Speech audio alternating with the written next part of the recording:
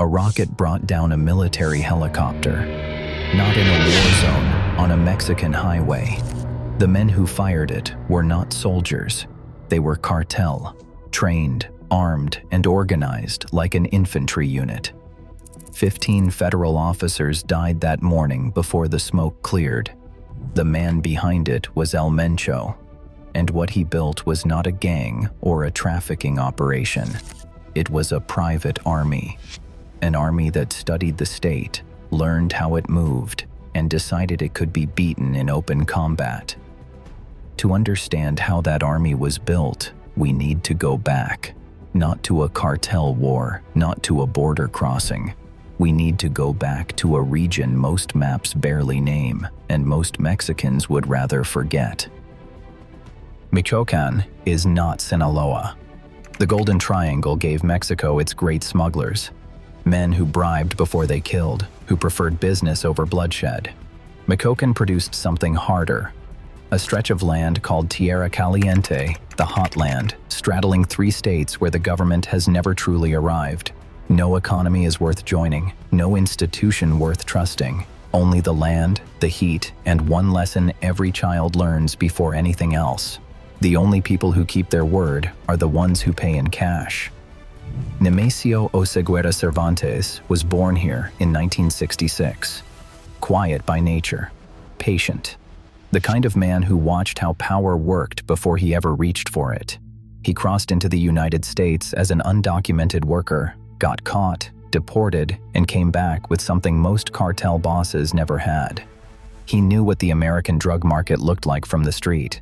But before he used that knowledge, he made a move nobody saw coming, one that gave him an edge over every rival who came before him. That detail changes everything you think you know about Mencho, and it comes next. He became a cop. Before Mencho built an army to fight the Mexican state, he put on its uniform. In the early 1990s, he joined the municipal police force in Guadalajara. Not for long, but long enough. He learned how law enforcement moved, how it communicated, where its gaps were, and more importantly, who inside it could be bought. That knowledge would later become one of his sharpest weapons. But at that moment, he was still a minor player in a world run by much bigger men. Jalisco in the late 1990s was controlled by the Valencia family and their Milenio cartel, a regional operation aligned with the Sinaloa Federation. They moved product, paid their taxes upward, and kept things quiet. Mencho worked his way into their ranks, rose steadily, and watched how the structure held together and where it cracked. Then, in 2009, the top of the Milenio cartel was arrested, and everything came apart. The Sinaloa Federation moved in to absorb what was left.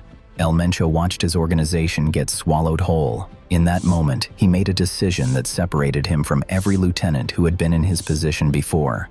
He did not negotiate. He did not submit. He moved into the mountains of Jalisco and started building from nothing.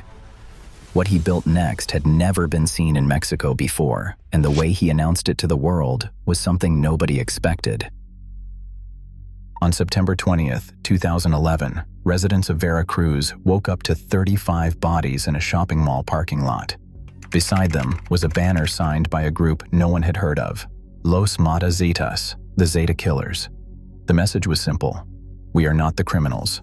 We are the ones cleaning Mexico of them. It was a lie wrapped in a truth. The Zetas, by 2011, were the most hated criminal force in the country. They were former elite soldiers who had become something the public feared and despised in equal measure. Mencho saw that hatred and walked straight into it. By framing his organization as the antidote to the Zetas, he bought himself something money alone cannot purchase, a reason to exist in the eyes of the public. The Mexican state did not know how to respond. How do you condemn a group for killing the people your own government calls monsters? But the banner was only the surface. Underneath it, Mencho was doing something far more serious. He was recruiting, not from street corners, but from barracks. Former soldiers, discharged federal police, men who had received full military training on the state's budget and then walked away underpaid and bitter. He gave them structure, a chain of command, and salaries that made their army wages look like pocket money.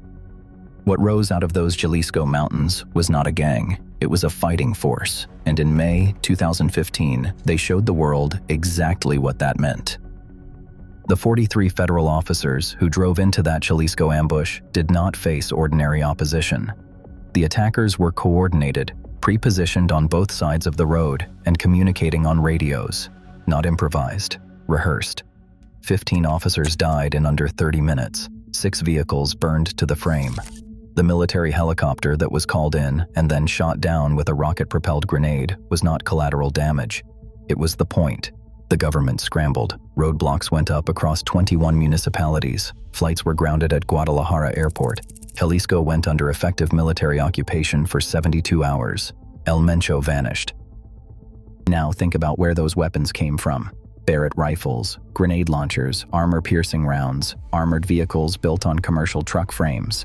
ATF trace reports and DEA case files point to the same primary source. Legal gun purchases in American border states flowed south through straw buyers.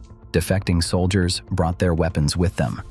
Cold War stockpiles from Central America filled the rest. By 2020, the arsenal had moved into territory that made military analysts go quiet. CJNG used commercially bought drones fitted with C4 explosive to strike a police station in Jalisco.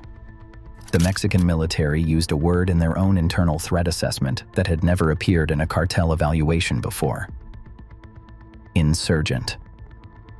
That same year, El Mencho took the fight to a place that no cartel had ever dared target. June 26, 2020, Mexico City. Omar Garcia Harfuch, the capital's top police chief, was ambushed in one of its wealthiest neighborhoods. 28 attackers, a .50 caliber machine gun. Over 400 rounds were fired. 3 bodyguards were killed. Garcia Harfuch took 3 bullets and survived. Within hours, El Mencho released a video claiming responsibility. The message to the Mexican state was not subtle. There is nowhere you are safe. By that point, CJNG was present in all 32 Mexican states. That figure came not from a journalist. It came from Mexico's own attorney general, in testimony before the Mexican Senate. El Mencho had also made a choice his rivals had not. He built his empire on fentanyl and methamphetamine, not cocaine. Synthetic drugs need no jungle, no harvest, no Colombian partner, just chemistry and precursor chemicals from China. The CDC recorded over 70,000 American deaths from synthetic opioids in a single year. A significant share of that supply moved through Jalisco.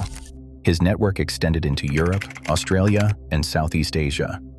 The DEA named him a national security threat. The reward on his head reached $10 million. He is still free. And the reason why is the part of this story that the Mexican government has never fully explained.